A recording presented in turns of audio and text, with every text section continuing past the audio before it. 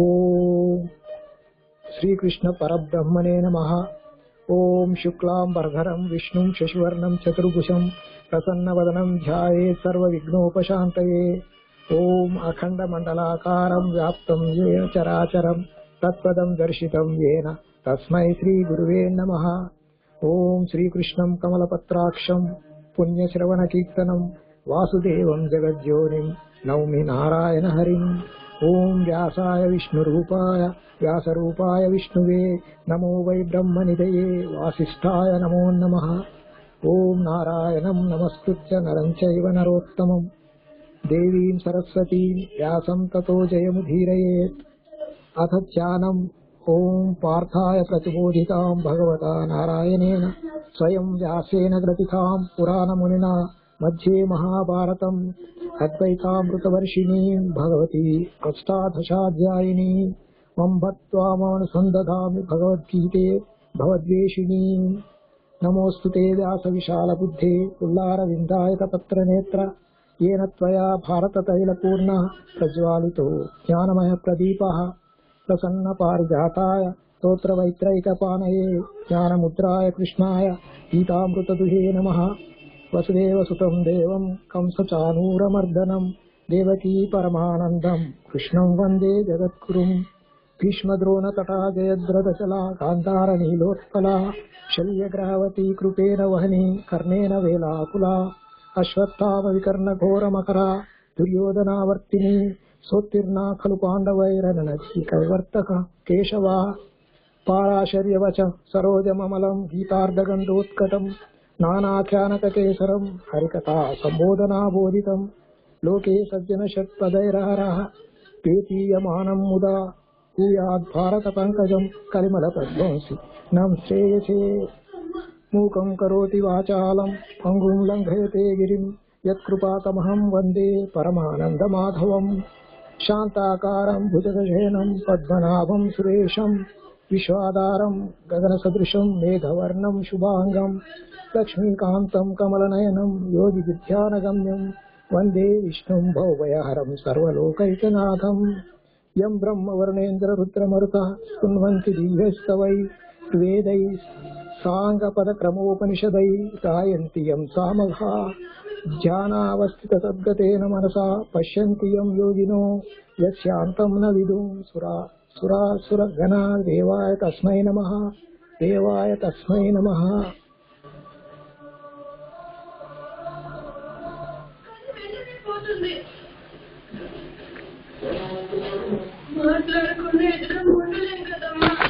Okay, నిన్న 35 వరకు అయినాయి. నిన్న మీది అందరిది మ్యూట్ ఉంది, రాధాకృష్ణ మాయది కూడా మ్యూట్ ఉంది. అన్మ్యూట్ చేసి ఓకే. 36వ శ్లోకం నుంచి తీసుకుంటున్నా. నిహత్యధార్తరాష్ట్రాన్నః కా ప్రీతిశ్చ జనార్దన పాపమేవాశ్రయేదస్మాన్ హత్వైతానాతతాయినః. 36వ శ్లోకం. డిస్టర్బెన్స్ వస్తుందిలే. వీడియో ఉంది నాది. వీడియో పర్వాలేదు, అది ఎక్కడ అది వాయిస్ మ్యూట్ చేయాలి. వాయిస్ మ్యూట్ చేయాలా?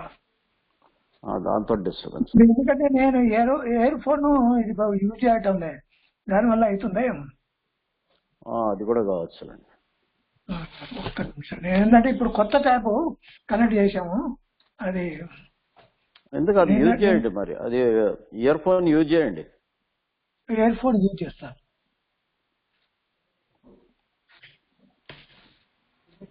టీకా 36వ శ్లోకానికి జనార్దన, ఓ కృష్ణ, ధార్తరాష్ట్రాన్ దుర్యోధనాదులను నిహత్య చంపి నహ మనకు కా ప్రీతి ఏమి సంతోషము స్యాత్ కలుగును ఆతతాయినః దుర్మార్గులగు ఏతాన్ వీరిని హత్వా చంపిన అస్మాన్ మనలను పాపమేవ పాపమే ఆశ్రయేత్ పొందును.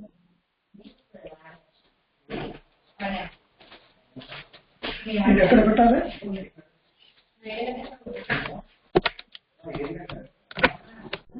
ఓకే, 36వ శ్లోకం తాత్పర్యం. ఓ కృష్ణ, దుర్యోధనాదులను చంపుటచే మనకేమి సంతోషము కలుగును? దుర్మార్గులైనను వీరిని చంపుట వలన మనకు పాపమే కలుగును. వ్యాఖ్య. ఆతతాయినః అనగా మహాపాపములు చేయువారు.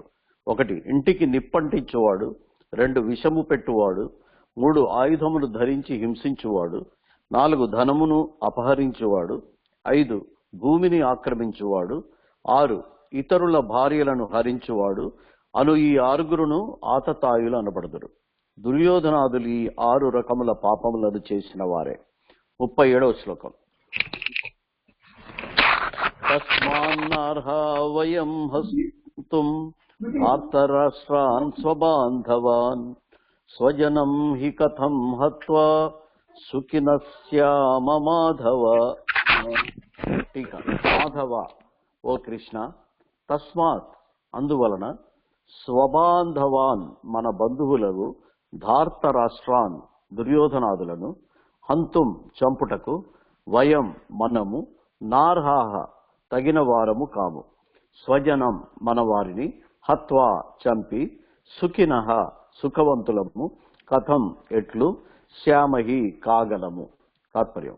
ఓ కృష్ణ, కావున మన బంధువులకు దుర్యోధనాదులను చంపుటకు మనము తగము, మన వారిని చంపి మనం ఎట్లు సుఖపడగలము. వ్యాఖ్య. స్వ స్వ అని అర్జునుడు కలవరించుచున్నాడు. స్వబాంధవాన్, స్వజనం, నాది అను మమకార భావం అతనికి గట్టిగా పాతుకుని పోయినది. నేను, నాది, అహంకార మమకారములు అను ఈ రెండును జీవునకు మోక్ష మార్గమున మహాప్రతిబంధకములై ఉన్నవి. ఈ దేహమే నేను అని అనుకొనున్నంత వరకు ఇట్టి భావములు జనులను వదలలేవు. కనుకనే శ్రీకృష్ణ పరమాత్మ అర్జునుని ఈ దేహాభిమానమును నీవు ఆత్మవే కాని దేహము కాదు అను అఖండ జ్ఞానోపదేశము ద్వారా తొలగించి వేయనున్నారు. 38వ శ్లోకం. యద్యప్యేతేన పశ్యంతి లోభోపహత చేతసః కులక్షయకృతం దోషం మిత్రద్రోహే చ పాతకం. 39వ శ్లోకం. కథం న జ్ఞేయమస్మాభిః పాపాదస్మాన్నివర్తితుం కులక్షయకృతం దోషం ప్రపశ్యద్భి జనార్దనః. టీకా. జనార్దన, ఓ కృష్ణ, లోభోపహత చేతస రాజ్య లోభముచే చెడిన మనస్సులు కల ఏతే ఈ దుర్యోధనాదులు కులక్షయకృతం వంశనాశము గలన కలుగు దోషమును మిత్రద్రోహే మిత్రద్రోహమునందలి పాతకంచ పాపమును యద్యపి న పశ్యంతి తెలిసి కొనకపోయినను కులక్షయకృతం కులనాశనము వలన కలుగు దోషమును ప్రపశ్యద్భిః చక్కగా తెలుసుకొనుచున్న అస్మాభిః మన చేత అస్మాత్ పాపాత్ ఈ పాపము నుండి నివర్తితుం తొలగుటకు కథం ఎట్లు నజ్ఞేయం తెలియబడదు. తాత్పర్యం. ఓ కృష్ణ, రాజ్యలోభముచే భ్రష్టచిత్తులైన దుర్యోధనాదులు వంశనాశనము వలన కలుగు దోషమును మిత్రద్రోహం వలన కలుగు పాపమును ఒకవేళ ఎరగకున్నను ఆ రెండింటిని బాగుగా తెలిసినట్టు మనమేల ఈ పాపకృత్యము నుండి విరమింపకూడదో అర్థము కాకున్నది. వ్యాఖ్య. లోభోపహత చేతసః లోభముచే కొట్టబడిన చిత్తము గలవారు దుర్యోధనాదులు కామ క్రోధ లోభములను దుష్టత్రయములో లోభము చోటు సంపాదించుకొనగలిగినది. ఈ మూడిటిని నరక ద్వారములుగా మున్ముందు భగవానుడు వర్ణించి చెప్పుదురు. ఆ దుర్గుణములు చిత్తమును కలుషితముగా నడుచును. ఆ లోభాదులను ఆశ్రయించుట వలన దుర్యోధనాదుల మానసము బాగుగా దెబ్బతినిపోయినది. కనుకనే లోభోపహత చేతస్కులని వారు పిలువబడి శ్రేయకాములు ఆ దుర్గుణములను దరికి చేర్చరాదు. అర్జునుడు తన వాదమును కొనసాగించుచున్నాడు.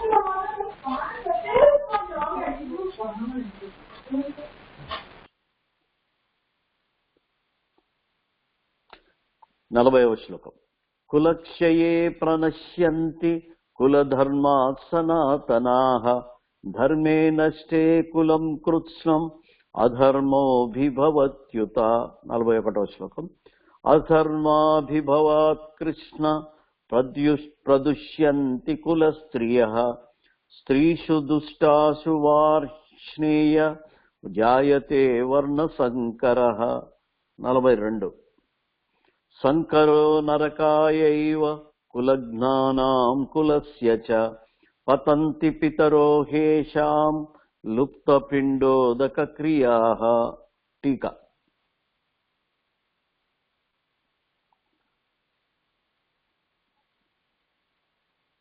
కులక్షయే వంశము నశింప, సనాతన అనాదిగా వంశ పరంపరగా వచ్చుచున్న కులధర్మా కులధర్మములు ప్రణశ్యంతి నశించుచున్నవి.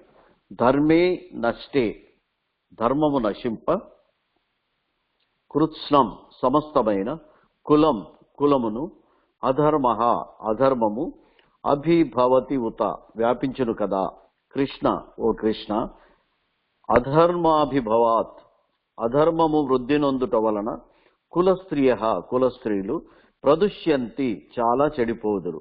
వార్ష్ణేయ వృష్ణి వంశీయుడవగు ఓ కృష్ణ, స్త్రీషు దుష్టాసు స్త్రీలు చెడినచో వర్ణసంకరము జాయతే కలుగుచున్నది. సంకర వర్ణ సంకరము కులజ్ఞానం కులమును చెరిచిన వారికిని, కులస్యచ కులమునకును, నరకాయైవ నరకము కొరకే అగును. ఏషాం వీరి యొక్క పితరః పితృదేవతలు, లుప్తి పిండోదక క్రియా పిండోదక క్రియలు శ్రాద్ధములు తర్పణములు లేనివారై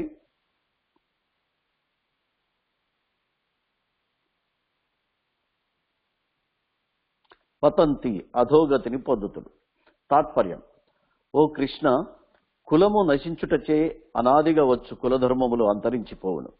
ధర్మము నశించుటచే కులమంతటను అధర్మము వ్యాపించును. అధర్మము వృద్ధినందుటచే కులస్త్రీలు చాలా చెడిపోదురు. స్త్రీలు చెడిపోవుటచే వర్ణ సంకరం ఏర్పడును.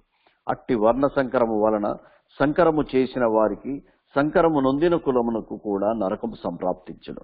వారి పితృదేవతలు శ్రాద్ధములు తర్పణములు లేనివారై అధోగతిని పొందుదురు. 43-44 శ్లోకాలు. దోషైరేతై కులజ్ఞానాం వర్ణ సంకర కారకై ఉత్సాద్యంతే జాతి ధర్మా కులధర్మాశ్చ శాశ్వతాః. 44. ఉత్సన్న కులధర్మానాం మనుష్యానాం జనార్దన నరకే నియతం వాసో భవతీత్యనుశుశ్రుమః. టీకా. కులజ్ఞానం కులమును నాశనము చేయు వారి యొక్క వర్ణ సంకర కారకై జాతిని సంకరము చేయు ఏతై ఈ దోషై దోషముల చేత శాశ్వతములైన జాతి ధర్మా జాతి ధర్మములు కులధర్మాశ్చ కులధర్మములను ఉత్సాద్యంతే నశింపజేయబడుచున్నవి. జనార్దన ఓ కృష్ణ, ఉత్సన్న కులధర్మానాం నశించిన కులధర్మములు గల మనుష్యానాం మనుజులకు నరకే నరకమునందు నియతం ఎల్లప్పుడును వాసః నివాసము భవతి కలుగును. ఇతి అని అనుశుశ్రుమ పెద్దల వలన వినియున్నాము. తాత్పర్యం: ఓ కృష్ణ, కుల నాశకుల యొక్క జాతి సాంకర్య హేతువులైన ఈ దోషముల చేత శాశ్వతములకు జాతి ధర్మములు కుల ధర్మములు నశించిపోవచ్చున్నవి. కుల ధర్మములు నశించిన మానవులకు శాశ్వత నరక నివాసము కలుగునని మనము వినియున్నాం. రాధాకృష్ణ రాలేదు ఇంకా.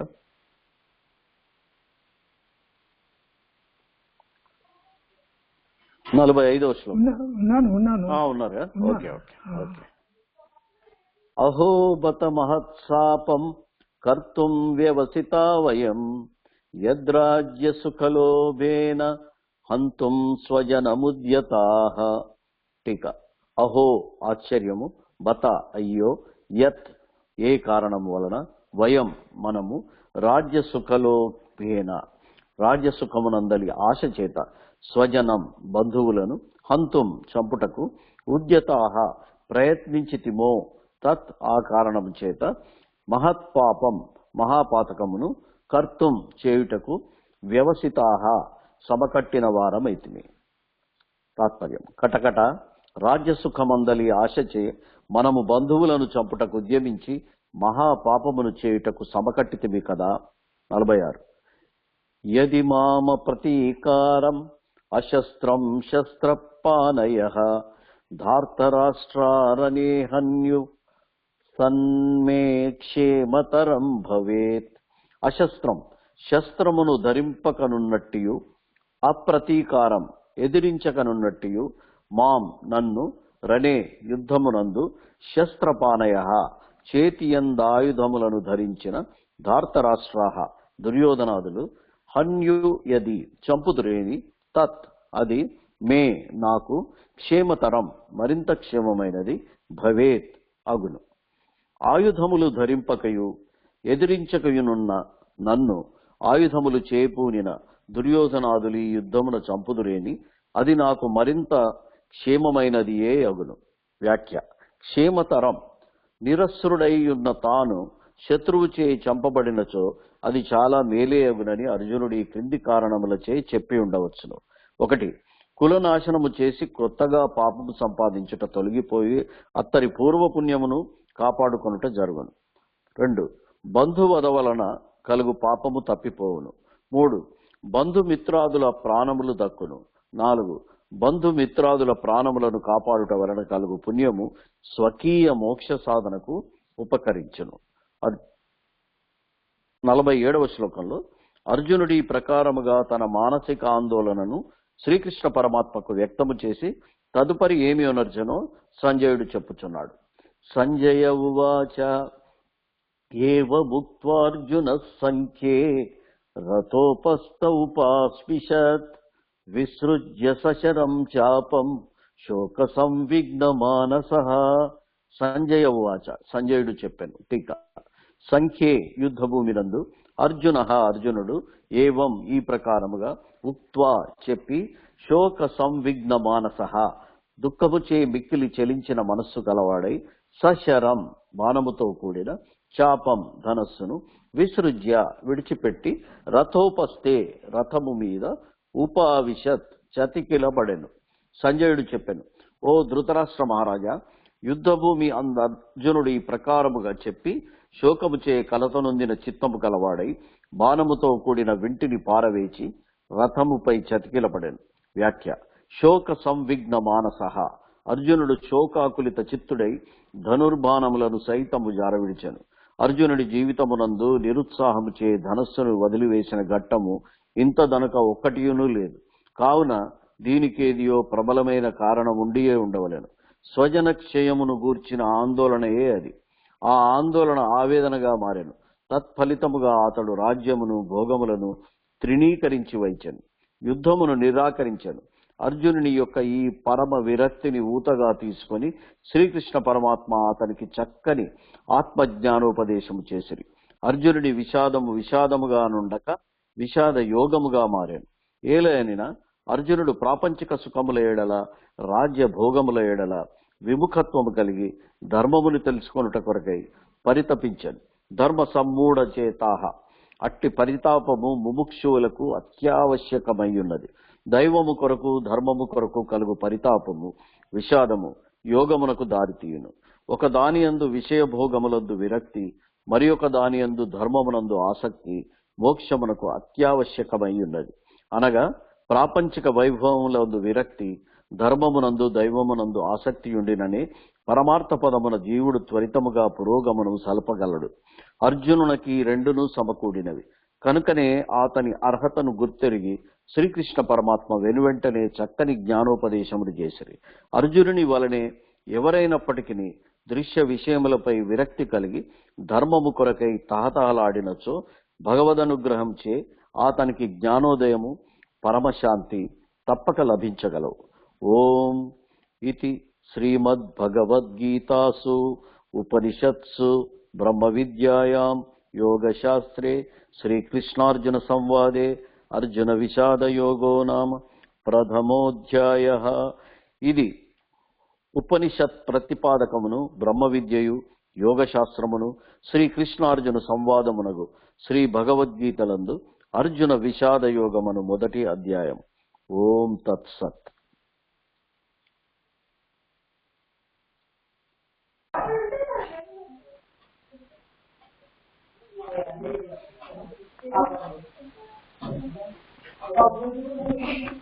ఇప్పుడు మరి ఇప్పుడు మనం రేపు అది 2వ అధ్యాయం తీసుకుందాం అనుకుంటే ఇక్కడ కొన్ని మనకు ఇదివరి ముందట కొన్ని చదవలేదు మనము, అవి మిగిలి ఉన్నాయి. అవి కొన్ని ఒకటి 3 పేజీలు ఉంది, ఒకటి 4 పేజీలు ఇంపార్టెంట్, కొన్ని నేను నోట్ చేసి పెట్టాను. అవి చదువుదామా? దేంట్లో ఇంట్రొడక్షన్ లోనా? ఇంట్రడక్షన్ కాదు, ఇంట్రడక్షన్ కన్నా ముందు వేరే ఇంకో దానికి టాపిక్ వేరు ఇచ్చారు దీంట్లో. ఇంట్రడక్షన్ చూడు, అంటే గీత ఆవిర్భవించిన ఎన్ని సంవత్సరాలు, ఇంకోటి గీతా వినోదం అని ఒకటి ఉంది, నిత్య స్మరణీయమైన కొన్ని గీతా వాక్యములు అని ఉంది. తర్వాత గీతా సారమ ఇంట్రడక్షన్ చాప్టర్లు వచ్చినాయా లేకపోతే విడిగా ఉన్నాయి? విడిగా ఇంట్రడక్షన్ చాప్టర్స్ కాకుండా వేరే. పేజ్ నెంబర్ చెప్పండి. దాంట్లో ఒకటి ఫర్ ఎగ్జాంపుల్ ఒకటి పేజ్ నెంబర్ 71 గీతా వినోదం అని ఉంది. పేజ్ 71 కనెక్షన్ చూస్తాను. 71 అంటే అటు ఇటు ఉంటుంది. గీతా వినోదం అని ఉంది.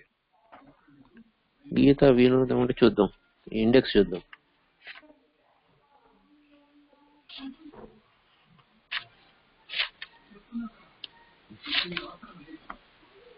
గీతా వినోదము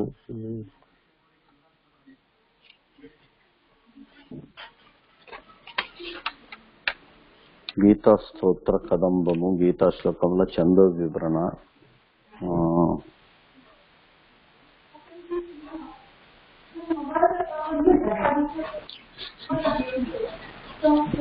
మొత్తం మా బుక్ లో దొరికితే నాకు దీనిలో కూడా లేదు, చూస్తాను నేను.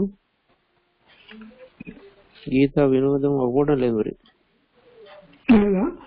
ఇది నిత్య స్మరణీయమైన కొన్ని గీతా వాక్యములు. పేజ్ నెంబర్ మీరు చదవండి మా, మీకు వీలైతే. ఇది ఉంది, నిత్య స్మరణీయములకు గీతా వాక్యములు ఉన్నాయి. నా దాంట్లో 82 పేజీలో ఉంది. 82 కరెక్ట్. 75 ఇది తీసుకోండి మరి. 75 ఉంది. ఇది శ్లోకాలు, ఇంపార్టెంట్ శ్లోకాలది, దాని అర్థంతో ఇంపార్టెంట్ అర్థం చెప్పబడింది. గీతా వాక్యం క్షుద్రం ఉదయ దౌర్బల్యం చక్తోత్తిష్ట పరంతప అని గీతా వాక్యం చెప్పి దాని తాత్పర్యం, ఓ అర్జున నీచమగు ఉదయ దౌర్బల్యమును వీడి కర్తవ్యమునకు గడంగుము, అట్లా ఒక్కొక్క గీతా వాక్యము తాత్పర్యం అట్లా ఇచ్చాడు. ఓకే, తీసుకుందాం మరి. అది కొంచెం ఇంపార్టెంట్ అని ఇచ్చాడు కాబట్టి. ఓకే, అయితే నేను స్టార్ట్ చేయనా? నిత్య స్మరణీయములకు కొన్ని గీతా వాక్యములు. ఔషధమును సేవించిన మాత్రమే రోగము నయమగునట్లు భవరోగము శమించుటకు తదౌషధ రూపమగు భగవద్గీతను లెస్సగా సేవించుచుండవలేను. నిత్య జీవితమునందు గీతను ఉపయోగించుకునేటప్పుడు మాత్రమే. కొంచెం డిస్టర్బెన్స్ వస్తుంది, కొంచెం ఏదైనా మ్యూట్ డిస్టర్బెన్స్ ఉంది. ఓకే,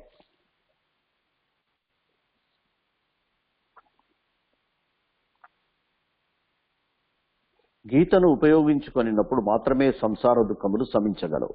కావున సమయము దొరికినప్పుడు స్మరించుటకు, మననము చేయుటకు కొన్ని ముఖ్యమైన గీతా వాక్యములు ఎల్లప్పుడూ చేతి అందు ఉండవలేదు. చీకటిలో పయనించు వానికి దీపం ఎంత ఉపయోగకారికండునో, సంసార గాఢాంధకారమున దిక్కుగానక తల్లడిల్లుచుండు జీవునకు గీతావాక్యములంత ప్రయోజనకరములుగా నుండును. కావున ఇట్టి మహద్వాక్యములు నిత్య జీవితములో నిరంతరము స్మృతిపదమున నుండుటకై వానిని కంఠస్థము చేయుట గాని, లేక ఇంటి గోడలపై దూలములపై చక్కగా కనిపించలాగున వ్రాయించుకొనుట గాని మంచిది. లేక కొన్ని బోర్డులపై వ్రాయించి ఇంటిలో గాని, ఆశ్రమములందు గాని, కీలక స్థానములందు గాని వానిని వేలాడగట్టి బహుకార్య నిమగ్నుడగు తన యొక్క దృష్టి యందు అవి పడులాగున చూడవలెను. గీత అందలి వాక్యములన్నీ ముఖ్యములైనప్పటికీ పాఠకులు సౌకర్యము కొరకు కొన్నిటిని మాత్రమే ఈ చెట్ట పొందుపరుచున్నాం. ఇక్కడ వాక్యము దాని తాత్పర్యం ఇచ్చిండ్రు, అవి నేను చదువుతున్నా. గీతా వాక్యం 1. క్షుద్రం హృదయ దౌర్బల్యం త్యక్తోత్తిష్ట పరంతప. ఇప్పుడు ఇది 2వ అధ్యాయం లోపల 2nd చాప్టర్ నుంచి తీసుకున్నాడు. ఓ అర్జున, నీచమగు హృదయ దుర్బలత్వమును వీడి కర్తవ్యమునకు గడంగుము. 2వది, నాసతో విద్యతే భావో నా భావో విద్యతే సతః. లేని దానికి ఉనికి లేదు, ఉన్నదానికి లేమి లేదు. జగత్తు లేనిది ఆత్మయున్నది. తాత్పర్యం లేనిది. నత్వేవాహం జాతునాసం నత్వం నేమే జనాధిపాః. 12వ శ్లోకం 2వ అధ్యాయంలో. దీని తాత్పర్యం, నీవు నేను ఈ రాజులు అందరును పూర్వము ఇప్పుడు మున్ముందు ఎల్లప్పుడూ ఉండువారం. ఆత్మకు వినాశము లేదు. నెక్స్ట్, నహన్యతే హన్యమానే శరీరే. 2వ అధ్యాయంలో 20వ శ్లోకం. తాత్పర్యం, శరీరము చంపబడినను ఆత్మ చంపబడదు. స్వల్పమప్యస్య ధర్మస్య త్రాయతే మహతో భయాత్. ఇది 40వ శ్లోకం 2వ అధ్యాయంలో. దీని తాత్పర్యం, ధర్మము ఒకంతైనను గొప్ప భయము నుండి కాపాడును. నెక్స్ట్ 40, కర్మణ్యేవాధికారస్తే మా ఫలేషు కదాచన. కర్మలను చేయుటయందే నీకు అధికారము కలదు, కాని వాని ఫలమును కోరుటయందు కాదు. 48వ శ్లోకంలో, సమత్వం యోగ ఉచ్యతే. కార్యము సిద్ధించినను సిద్ధింపకున్నను సమబుద్ధి కలిగి ఇండుటయే యోగమనబడును. నెక్స్ట్, యోగస్థ కురు కర్మాని. దైవము ఆత్మ నందు నిలుకడ కలవాడవై కర్మలను చేయుము. యోగ కర్మ సుకౌశలం. 50వ శ్లోకం 2వ అధ్యాయం. దీని తాత్పర్యం, కర్మలయందలి నేర్పు నిష్కామాచరణం యోగమనబడును. అట్టి యోగమును అవలంబింపుము. నెక్స్ట్ 66వ శ్లోకం 2వ అధ్యాయంలో, అశాంతస్య కుతసుఖం. దీని తాత్పర్యం, శాంతి చిత్తోపరతి లేని వారికి సుఖమెక్కడా. 3వ అధ్యాయంలోకి వచ్చినాం. 3వ అధ్యాయంలో 8వ శ్లోకంలో, కర్మజ్యాయో హ్యకర్మణః. దీని తాత్పర్యం, కర్మము చేయకపోవుట కంటే కర్మ చేయుట మేలు.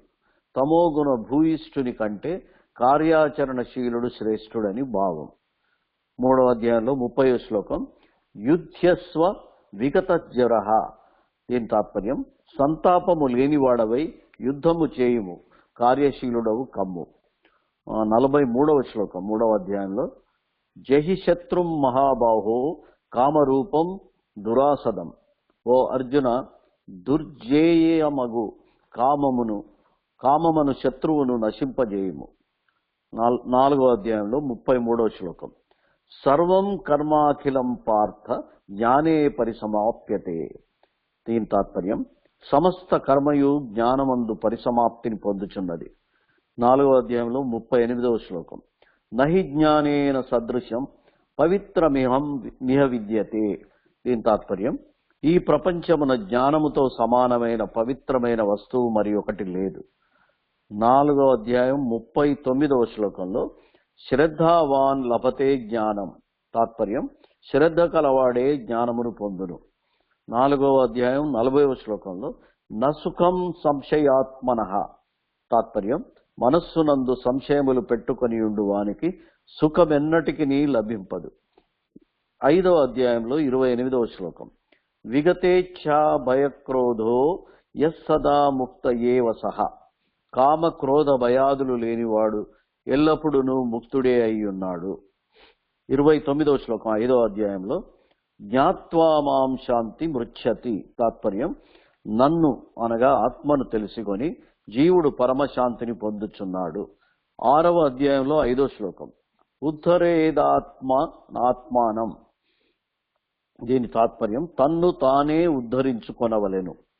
6వ అధ్యాయం 25వ శ్లోకం, ఆత్మ సంస్థం మనఃకృత్వా నకించిదపి చింతయేత్. దీని తాత్పర్యం, మనస్సును ఆత్మయందుంచి ఇతరమగు దేనిని కూడా చింతింపరాదు. 6వ అధ్యాయంలో 35వ శ్లోకం, అభ్యాసేన తు కౌంతేయ వైరాగ్యేన చ గృహ్యతే. తాత్పర్యం, మనస్సు అభ్యాసము చేతను వైరాగ్యము చేతను నిగ్రహింపబడును. 40వ శ్లోకం 6వ అధ్యాయంలో, నహి కళ్యాణ కృత్యశ్చి దుర్గతిం తాత గచ్చతి. తాత్పర్యం: నాయన, మంచి కార్యములు చేయువానికి ఎన్నడూనూ దుర్గతి కలుగదు. 7వ అధ్యాయం 7వ శ్లోకం. మయి సర్వమిదం ప్రోత్రం సూత్రే మణిగణా ఇవ. దారమునందు మనులవలే ఈ సమస్త జగత్తు నాయందు ఆశ్రయించుకొని ఉన్నది. 7వ అధ్యాయం 14వ శ్లోకం. మామేవ ఏ ప్రపద్యంతే మాయామేతాం తరంతితే. తాత్పర్యం: నన్నెవరు శరణు పొందుతురో వారి మాయను దాటుతురు. 7వ అధ్యాయం 18వ శ్లోకం. జ్ఞానీ త్వాత్మైవ మే మతం. తాత్పర్యం: జ్ఞాని నేనే అని నా నిశ్చిత అభిప్రాయం. జ్ఞానికిను నాకును భేదము లేదు. 7వ అధ్యాయం 19వ శ్లోకం. వాసుదేవ సర్వమితి. తాత్పర్యం: సమస్తము వాసుదేవుడే, ప్రపంచమంతయు భగవన్మయము. 8వ అధ్యాయం 7వ శ్లోకం. తస్మాత్ సర్వేషు కాలేషు మామనుస్మరధ్య చ. తాత్పర్యం: కావున ఎల్ల కాలముల యందును నన్ను స్మరించుచు యుద్ధము చేయుము, నీ స్వధర్మమును ఆచరింపుము. 9వ అధ్యాయం 22వ శ్లోకంలో తేషాం నిత్యాభియుక్తానాం యోగక్షేమం వహామ్యహం. తాత్పర్యం: అనన్య చిత్తముతో నిరంతరము నన్ను ధ్యానించు పుణ్యశీలుర యొక్క యోగక్షేమములను నేను వహించదను. 9వ అధ్యాయం 27వ శ్లోకం. తత్కురుష్వ మదర్పణం. నీవేది చేసినను నాకు అర్పింపుము. తాత్పర్యం. 9వ అధ్యాయం 31వ శ్లోకం. నమే భక్త ప్రణశ్యతి. తాత్పర్యం: నా భక్తుడు ఎన్నటికి నీ చెడిపోడు, అనగా నశింపడు.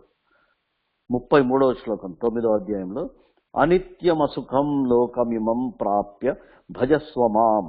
తాత్పర్యం: అనిత్యము సుఖరహితమైనట్టు ఈ లోకమును పొందిన నీవు శాశ్వత సుఖము కొరగై నన్ను సేవింపుము. 12వ అధ్యాయం 4వ శ్లోకం. సర్వభూత హితే రతాః. తాత్పర్యం: సమస్త ప్రాణులకును మేలు కలుగజేయుటయందు ప్రీతి గలవారు నన్నే పొందుదురు. 12వ అధ్యాయం 7వ శ్లోకం. తేషామహం సముద్ధర్త మృత్యు సంసార సాగరాత్. తాత్పర్యం: నన్ను ధ్యానించు వారులను ఈ జనన మరణ రూప సంసార సాగరము నుండి పైకి లేవదీసదను. 12వ అధ్యాయం 12వ శ్లోకం. త్యాగాశాంతి రనంతరం. తాత్పర్యం: త్యాగము వలన శాంతి కలుగును. 12వ అధ్యాయం 14వ శ్లోకం. యో మద్భక్త సమే ప్రియ. తాత్పర్యం: ఎవడు నా ఎడల భక్తి కలిగి ఉండునో అతడే నాకు ప్రియుడు. 13వ అధ్యాయం 3వ శ్లోకం. క్షేత్రజ్ఞం చాపి మాం విద్ధి సర్వక్షేత్రేషు భారత. తాత్పర్యం: ఓ అర్జున, సమస్త ఉపాధులందును ఆ ఉపాధులను తెలిసికొను ప్రజ్ఞారూప పరమాత్మగనే నన్నెరుగుము. 13వ అధ్యాయం 9వ శ్లోకం. జన్మ మృత్యు జరా వ్యాధి దుఃఖ దోషానుదర్శనం. దీని తాత్పర్యం: జనన మరణ వార్ధక్య రోగాదులందరి దుఃఖమును దోషమును మరల మరల చింతన చేయుచుండవలెను. 18వ అధ్యాయం 20వ శ్లోకం. అవిభక్తం విభక్తేషు తజ్ఞానం విద్ధి సాత్వికం. తాత్పర్యం: వేరువేరుగా నుండు సమస్త వస్తువుల యందును పరమాత్మ ఏకమై నిండియున్నట్లు తెలిసికొనుట సాత్విక జ్ఞానమని ఎరుగుము. 18వ అధ్యాయం 55వ శ్లోకం. భక్త్యా మామభి జానాతి. తాత్పర్యం: భక్తిచే నన్ను తెలుసుకొనగలడు. 18వ అధ్యాయం 57వ శ్లోకం. మచ్చిత్త సతతం భవ. ఎల్లప్పుడూ నాయందే చిత్తమును నిలుపుము. 18వ అధ్యాయం 65వ శ్లోకం. మన్మనాభవ. తాత్పర్యం: నాయందే మనస్సును నెలకొల్పుము. 18వ అధ్యాయం 66వ శ్లోకం. మామేకం శరణం వ్రజ. తాత్పర్యం: నన్నొకరినే శరణు పొందుము. ఇవి 43 ఉన్నాయి దీంట్లో. నెక్స్ట్ మా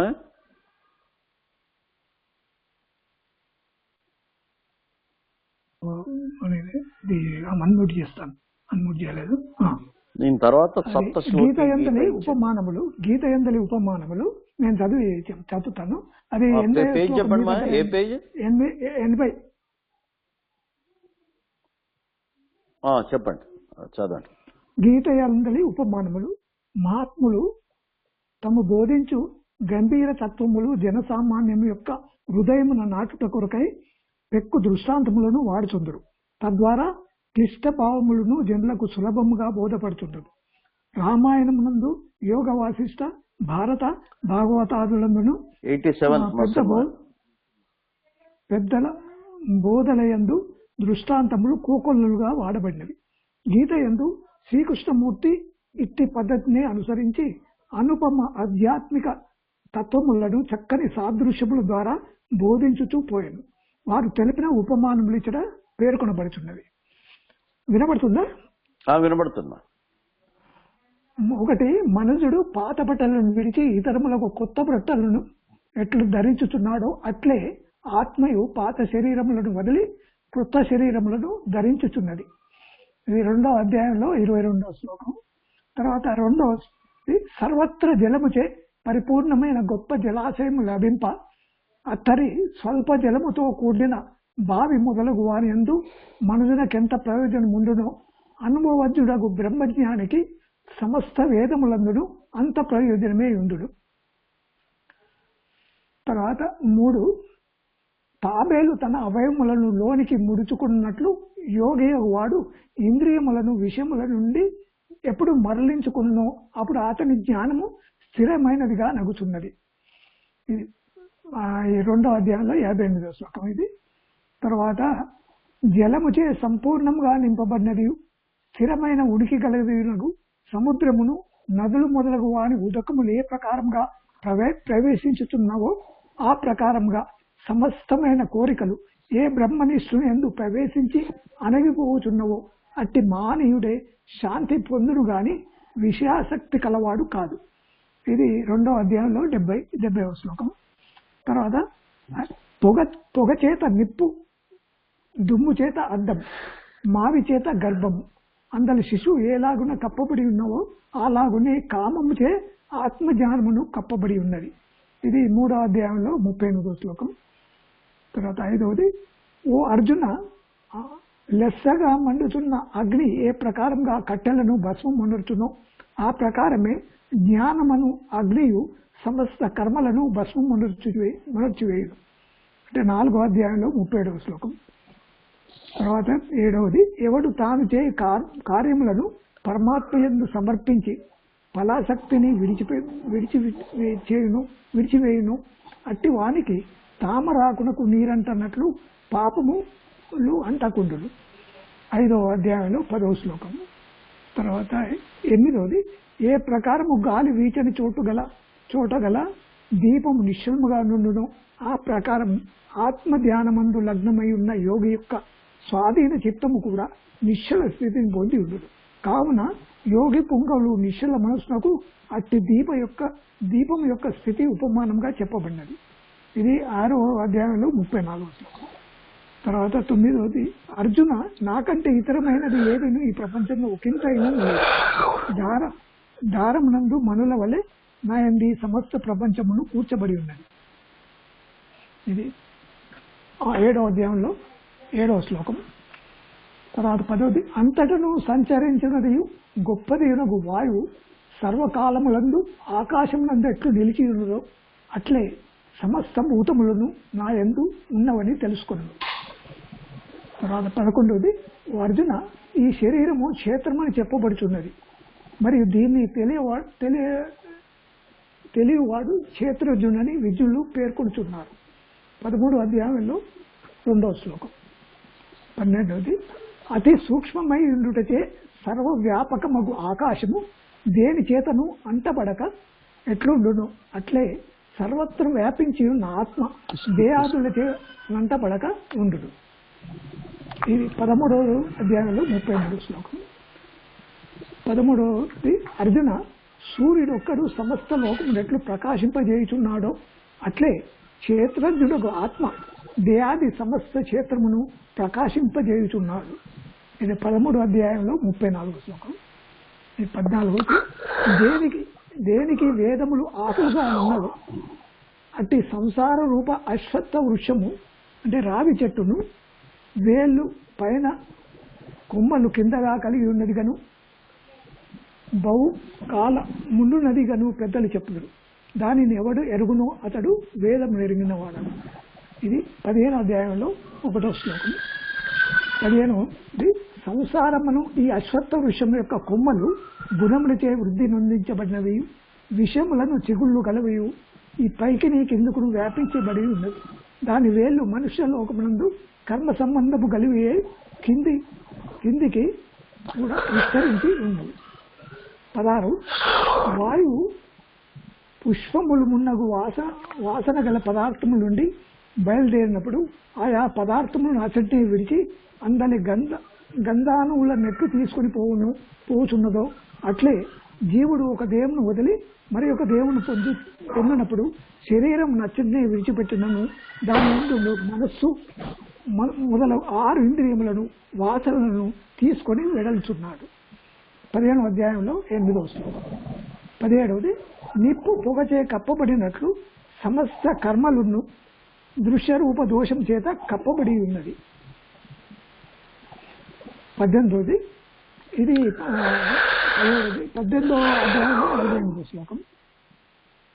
ఈ 18వ ఓ అర్జున, ఈశ్వరుడు సమస్త ప్రాణుల యొక్క హృదయ స్థానమున నివసించి యంత్రమున తగులుకున్న వారిని వలె వారినందరినీ మాయచే తిప్పుతున్నాడు. ఇది 18వ అధ్యాయంలో 61వ శ్లోకం. ఈ విధంగా ఇంపార్టెంట్ ఇది చెప్పాడు. తర్వాత గీతా భవనం అనేది దాని పక్కనే ఉంది. ఒక గీతా భవనం లోపల ఆయన ఉదాహరణగా తీసుకున్నాడు. గీతమే చోత్తమం గృహం అని భగవద్వాక్యం. అనగా నేను గీతను ఆశ్రయించుకుని ఉన్నాను, గీత నా యొక్క నివాస గృహం అని భావం. ఇది గీతా భవనం అని ఒక హెడింగ్ కింద చెప్పబడుతుంది.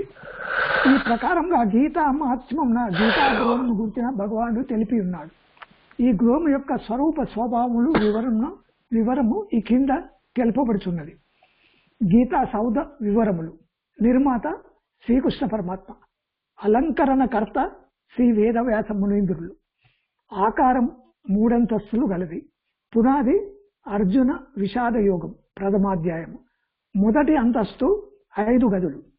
2వ అధ్యాయం నుండి 6వ అధ్యాయం వరకు సాంఖ్యయోగము, కర్మయోగము, జ్ఞానయోగము, కర్మ సన్యాస యోగము, ఆత్మ సంయమ యోగం అన్నవి. 2వ అంతస్తు 6 గదులు. భక్తి షట్కము 7వ అధ్యాయం నుంచి 12వ అధ్యాయం వరకు విజ్ఞాన యోగము, అక్షర పరబ్రహ్మ యోగము, రాజ విద్య రాజగుహ్య యోగము, విభూత యోగము, విశ్వరూప సందర్శన యోగము, భక్తి యోగం. ఇది 2వ అంతస్తు 6 గదులని. ఇక 3వ అంతస్తులో 6 గదులు జ్ఞాన షట్కము. 13వ అధ్యాయం నుండి 18వ అధ్యాయం వరకు క్షేత్రజ్ఞ విభాగ యోగము, గుణత్రయ విభాగ యోగము, పురుషోత్తమ ప్రాప్తి యోగము, దైవాసుర సంపద విభాగ యోగము, శ్రద్ధాత్రయ విభాగ యోగము, మోక్ష సన్యాస యోగం అన్నవి. నిర్మాణముకు వలసిన సున్నం అన్నది కర్మతో పోల్చారు. నిర్మాణంకు వలసిన నీళ్ళు అన్నది భక్తితో పోల్చారు. నిర్మాణంకు కావలసిన ఇటుకలు జ్ఞానంతో పోల్చారు. ఈ విధంగా గీతాభవనం అతి విశాలమైనది, అతి సుందరమైనది. అందలి ఒక్కొక్క గది ఎందు చిత్ర విచిత్రములైన అమూల్య పదార్థములు ఉంచబడినవి. ఆ భవనమునందు ఎవరైనాను ప్రవేశించవచ్చును. జాతి మత కుల లింగ వివక్షత లేదు, ప్రవేశ రుసుము లేదు. అట్లు ప్రవేశించి ఆయా వస్తువులను నిరాటంకంగా దర్శించవచ్చును, స్పర్శించవచ్చును, ఎత్తుకుని ఇంటికి వెళ్ళవచ్చును. అడ్డుపెట్టువారు లేరు, ఆటంకపరచువారు ఉండరు. ఒకప్పుడు శంకరాచార్యులు ఆ గీతాభవనములోనికి తాని సౌందర్యం చూసి ముగ్ధులై తన ఇచ్చ వచ్చిన పదార్థముల అట నుంచి గ్రహించి వెళ్ళిరి. తదుపరి రామానుజాచార్యులు వచ్చిరి, మధ్వాచార్యులు వచ్చిరి. అట్లే అనేకులు వచ్చి గీతాభవనమును సందర్శించి అందలి వస్తువులను స్వీకరించి విడలి పరమశాంతిని బడిసిరి. కానీ విచిత్రమేమనగా ఎవరు ఎన్ని వస్తువులను పట్టుకుని వెళ్ళినను తిరిగి ఆ భవనము సమస్త పదార్థములచే పరిపూర్ణమై అక్షయముగా ధనరుచున్నది. ఇదే గీతాభవనము యొక్క విశిష్టత. కావున ముముక్షులెల్లరూ ఈ నామక మోత్తుంగ సువిశాల భవ్య భవనంబును కనుల పండుగగా వీక్షించి అందు బహుకాలము విశ్రాంతి కొని సేద తీర్చుకొని సాంసారిక దుఃఖజాలం నుండి విముక్తులై పరమానందం అనుభవించి ధన్యులయ్యదరుగాక అని ఈ గీతాభవనం గురించి చెప్పబడింది.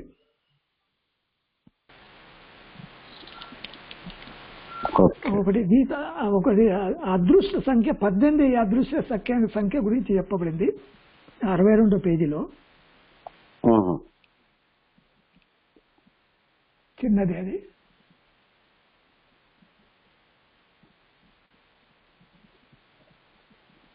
అదృశ్య సంఖ్య 18 అంటే గీతాంజలి అధ్యాయాలు 18, మహాభారత యుద్ధంలో జరిగిన మొత్తం రోజులు 18. యుద్ధంలోని సైనిక సంఖ్య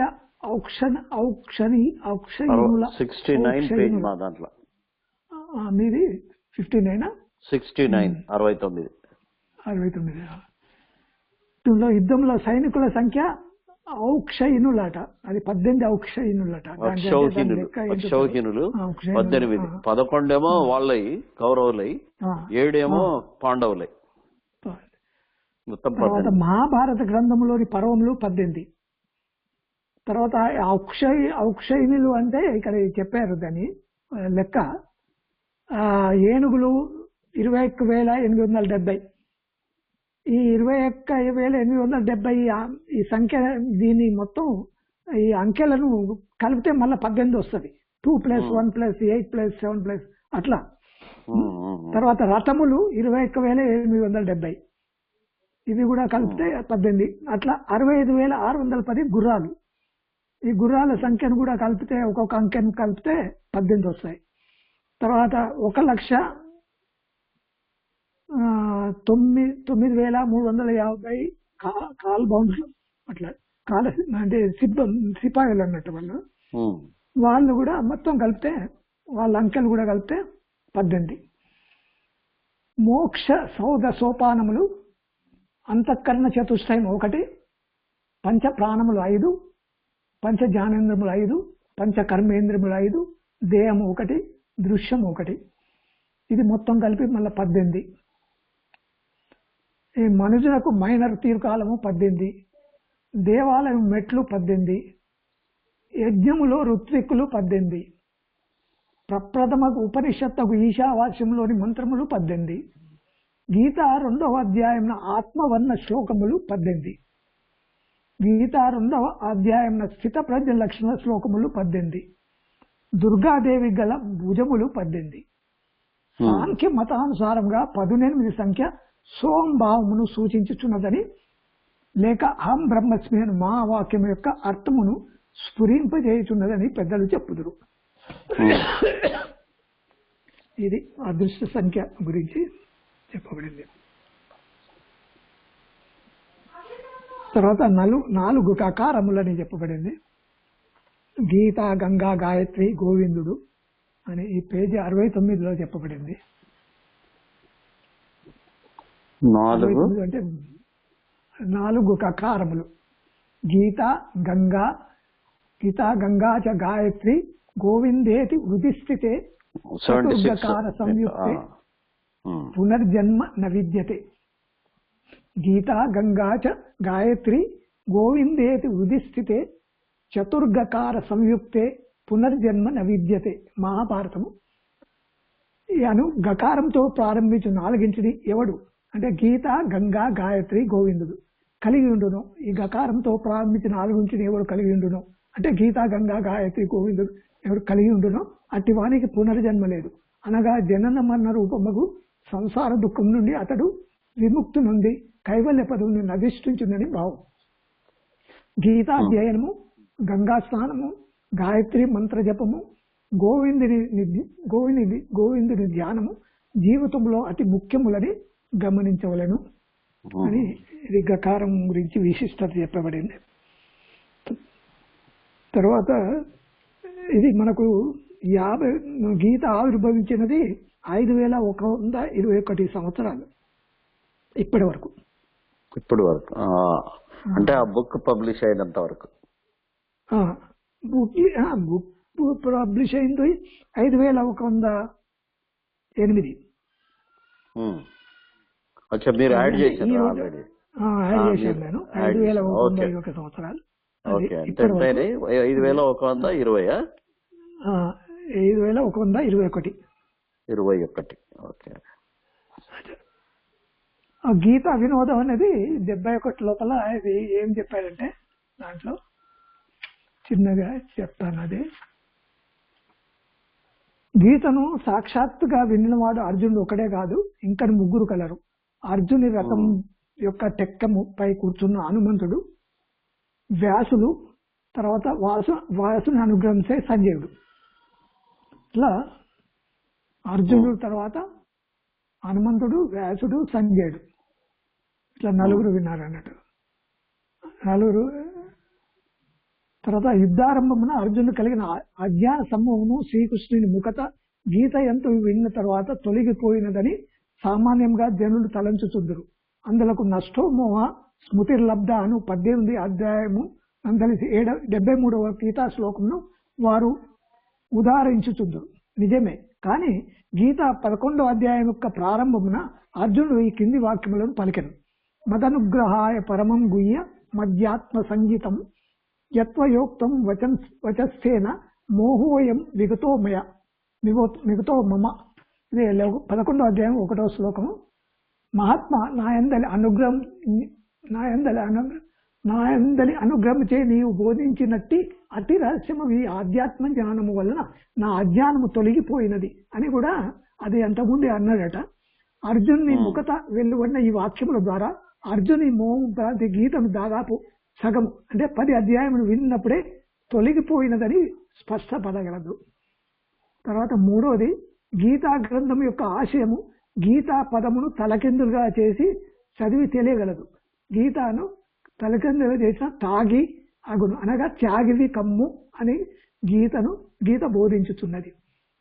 తర్వాత 4వ అసోచ్యాన్ అను పదంచే శ్రీకృష్ణుని బోధ ప్రారంభమై అంటే 2వ అధ్యాయం 11వ శ్లోకంలో ప్రారంభమై మధ్యలో నత్వం శోచితు మరసి 2వ అధ్యాయం 20వ శ్లోకంలో మున్నగు హెచ్చరికలతో కూడి తుట్టతుడకు మా శుచ అంటే 18వ అధ్యాయంలో 66వ శ్లోకంలో మా శుచ అను వాక్యంతో పరిసమాప్తమైనది. కావుననే శోకరాహిత్యమే గీత యొక్క ముఖ్య సిద్ధాంతమని తేలుచున్నది. 5. గీతలో గల మొత్తం శ్లోకములు 700. 13వ అధ్యాయం ప్రారంభన గల అర్జుని ప్రశ్నయగు ప్రకృతి పురుషం చైవ అను శ్లోకమును కూడా కలుపుకున్నచో ఈ సంఖ్య 701 కాగలదు. మనం 700 అనుకున్నాం కానీ దాంట్లో ఒకటి శ్లోకము ఎక్కువ ఉందట. అవును, 701 అంటారు. 701 అంటే 13వ అధ్యాయం లోపల అర్జుని ప్రశ్న అని ఒకటి ప్రకృతి పురుషం చైవ అని ఒక ప్రశ్న శ్లోకం ఉంది. అది దాంతో కలిపి 701 అని ఉంటది. మరి అది ఎందుకు యాడ్ చేయలేదు దాన్ని మరి ఎందుకు చేయలేదు ఏమో మరి. అదే ఒక రౌండ్ ఫిగర్ అని వాళ్ళు అంత గుర్తించడానికి కొరకు చేశాడు మరి తెలియదు. తర్వాత గీతను రణరంగమున శ్రీకృష్ణ పరమాత్మ అర్జునుకు బోధించిన దివసము మార్గశిర శుద్ధ ఏకాదశి. అది గీత యొక్క జన్మదినం కాబట్టి ఆ తిథి యందు జనులు గీతా జయంతి జరుపుతున్నారు. అది మనం చేసుకున్నాం. మొట్టమొదట గీతను బయట ప్రచారం చేసిన వాడు సంజయుడు. ప్రచారం మొదలు చేసింది సంజయుడేనట. దకారముతో గీత ప్రారంభమై మకారంతో అంతమైనది. దమ అను ఈ 2 అక్షరములతో మధ్యనే గీత అంతయు వెలుగుతున్నది. ఇప్పుడు దకారంతో గీత మొదలైందట. అంటే దకారం తర్వాత మకారంతో అంటే మకారంతోనే ఇది ఎండ్ అయిందా? లాస్ట్ అది సంజయుడిది ఉంటది. లాస్ట్ అను ఈ 2వ అక్షరం మధ్యనే గీత యందు వెలుగుతున్నది. అంటే దమ మూర్తి భవించిన ధర్మమే గీత అని తెలుపుటకు అట్టి పదగుంపన ఏర్పడినదేమో. అంటే ఇదంతా ఒకటి ఆ విధంగా అనుకుంటున్నారు అన్నట్టు, ఆ విధంగా ఊహించుకుంటున్నారు. 9వది, ఒకరు కొత్తగా గీతా పుస్తకం చదవన ప్రారంభించి ధర్మక్షేత్రే కురుక్షేత్రే అని పొరపాటున చదివి క్షేత్రే ధర్మం కురు అన్ని చోట్ల ఎందును ధర్మం చేయము అని దానిని అన్వయించుకొని ఈ ఒక్క ముక్కను ఆచరణలో పెట్టినతో చాలునని ఎంచి ధర్మాచరణ పరాయణుడయ్యనట. అంటే ఆయన చదవటమే ధర్మక్షేత్రే కురుక్షేత్ర అని పొరపాటున క్షేత్రే ధర్మం కురు అని చదివి దాని యొక్క అర్థం అన్ని చోట్ల ఎందును ధర్మం చేయము అని దాన్ని అన్వయించుకొని ఆ ఒక్క ముక్కను ఆచరణలో పెట్టిన చాలునని ఎంచి ధర్మాచరుడయ్యాడు. మరియు 10వది, గీతను చెప్పినవాడు వినినవాడు రాసినవాడు కృష్ణుడే. దీంట్లో అర్జునుడు కూడా కృష్ణుడే అని చెప్తారు. వ్యాసుడు కూడా కృష్ణుడే తన ఇక దీంట్లో కృష్ణుడు చెప్తాడు కదా, అంటే తన విభూతి లోపల చెప్పేటప్పుడు అర్జునుడు నేనే, వ్యాసుడు నేనే అని చెప్తాడు. అవును అవును. అందుకొరకే అది గీతను చెప్పినవాడు, వినినవాడు, రాసినవాడు కృష్ణుడే అని దీంట్లో చెప్పబడింది. గీతను చెరిపివేయునది గీత. నొసటి వ్రాతను తుడిచివేసి జీవనకు కర్మాతీత జన్మాతీత కైవల పదును ఉనర్గూర్చు అఖండ శక్తి గలది గీత అని భావం. గీత అని దాని యొక్క మన నొసటి రాతను గీత అంటారు కదా, దాన్ని ఆ గీత తుడిచివేసేది కూడా గీత అని. నొసట వ్రాత గల గీతను తుడిచివే అఖండ శక్తి గలది గీత అని భావం. తర్వాత ఈ వేద వ్యాసకు 18 సంఖ్యపై మక్కువ ఎక్కువ. గీత ఎందుకు కొన్ని అధ్యాయంలోని శ్లోకములు సమాన సంఖ్యలో గలవు. దీంట్లో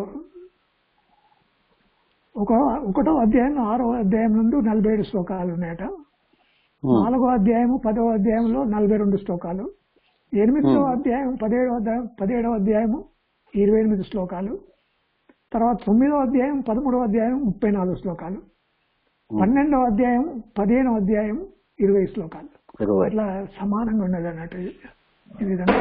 తర్వాత మహాభారతం ముందు గీత యొక్క స్థానం భీష్మ పర్వం ఉన్న 25వ అధ్యాయం మొదలుకొని 42వ అధ్యాయం వరకు కలదు. మహాభారతం నందు గీత యొక్క స్థానము భీష్మ పర్వమున 25 అధ్యాయం నుండి 42 అధ్యాయం. తర్వాత గొప్ప గొప్ప సంస్కృత గ్రంథములు అత అను మంగళవాచకముతో ప్రారంభింపబడి ఇతి అను మంగళవాచకముతో అంతమగుచుండును. గీత యందు ప్రారంభ ఘట్టములో అత వ్యవస్థితాన్ దృష్ట్వా అను వాక్యమునందు అత అను పదమును అంతిమ ఘట్టములో గల ఇతి గుహ్యతమం శాస్త్రం అను వాక్యమునందు ఇతి అను పదమును కలవు. కావున ఆర్ష సంప్రదాయమును గీత కాపాడినట్లే అగును. అత అనేది మంగళవాచకం అని అంటారు. అత అనేది అందుకోసమే బ్రహ్మ సూత్రాల్లో కూడా అత బ్రహ్మ జిజ్ఞాస అని మొదలవుతుంది ఆ వాక్యం.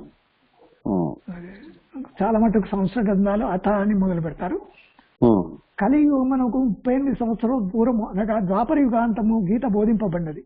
కలియుగము ప్రారంభించి క్రీస్తకము 1960 సంవత్సరమున, అంటే ఇది సంవత్సరముకు 5070 సంవత్సరాలు అయినవి. కాబట్టి ఇప్పటికి గీత ఆవిర్భవించి 5108 సంవత్సరాలు అవుతున్నవి. అది అప్పుడు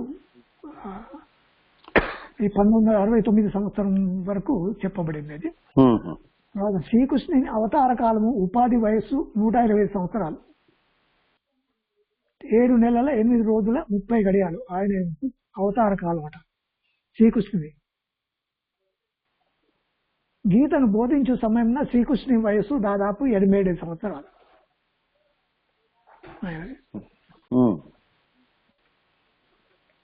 తర్వాత ఏన సర్వమిదం తతం అని వాక్యము గీతాయందు 3 పర్యాయములు ప్రయోగింపబడినది. ఎవరికే ఈ సమస్త జగత్తు వ్యాపింపబడి ఉన్నదో అట్టి పరమాత్మ అని దాని అర్థం. ఏన సర్వం ఇదం తతం అని వాక్యము గీత ఎందు 3 పర్యాయములు ప్రయోగింపబడినది. దాని అర్థం ఏంటంటే ఎవరికే ఈ సమస్త జగత్తును వ్యాపింపబడి ఉన్నదో అట్టి పరమాత్మ అని దాని అర్థం అట. తర్వాత ఈ మన్మనాభవ మద్భక్తో మధ్యాది మాం నమస్కురు అని వాక్యము గీత యందు 2 సార్లు ప్రయోగింపబడినది. 9వ అధ్యాయం 34వ శ్లోకమందు, మరి 18వ అధ్యాయం 65వ శ్లోకమందు. నాయందే మనస్సు నిలుపుము, నా భక్తుడు ఒకము, నన్నే అర్చించుము, నాకు నమస్కరింపుము అని దాని అర్థం. ఈ విధంగా కొన్ని ఇంపార్టెంట్ మనం చూసాం.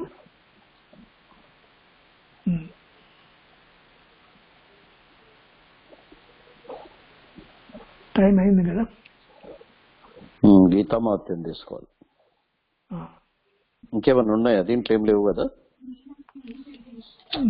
ఇంకా గీత ఉపమానాలు చదివాము కదా మనం. గీతా భవనం చదివాము. గీత యొక్క గీతా సంగ్రహము చదివాము మనం. గీతా సంగ్రహం 3 పేజీలు ఉన్నాయి. అది 3 పేజీలు ఉన్నాయి. తర్వాత గీత అంతరార్థం ఒకటి 2 పేజీలు ఉంది. అది టైం ఉందా? మీరే చెప్పాలి. మళ్ళీ తీసుకొచ్చారండి, లేకపోతే మధ్యలో ఎక్కడ టైం ఉంటే అక్కడ తీసుకోవచ్చు. అప్పుడు ఈ రెండు నోట్ చేసి పెట్టుకుంటే ఈ 2 టాపిక్స్ తీసుకోవచ్చు. అదే నేను రోజు నోట్ చేశాను. అక్కడ ఒక మార్క్ పెట్టేస్తే మార్క్ పెట్టాను. గీతా సంగ్రహం, గీతా అంతరార్థం. గీతా సంగ్రహం మా దాంట్లో 104 పేజీలో ఉంది. గీతా సంగ్రహం 104 మాయ వస్తున్నా. ఓకే రాస్తాను పేజ్ 104. తర్వాత గీతా అంతరార్థం. గీతా అంతరార్థం నా దాంట్లోనూ 104 ఉంది. మాకు ఇది 104 అంటే ఇది 107. 107లో ఉంది అంతరార్థం. ఓకే ఇది 2 తీసుకున్నాం.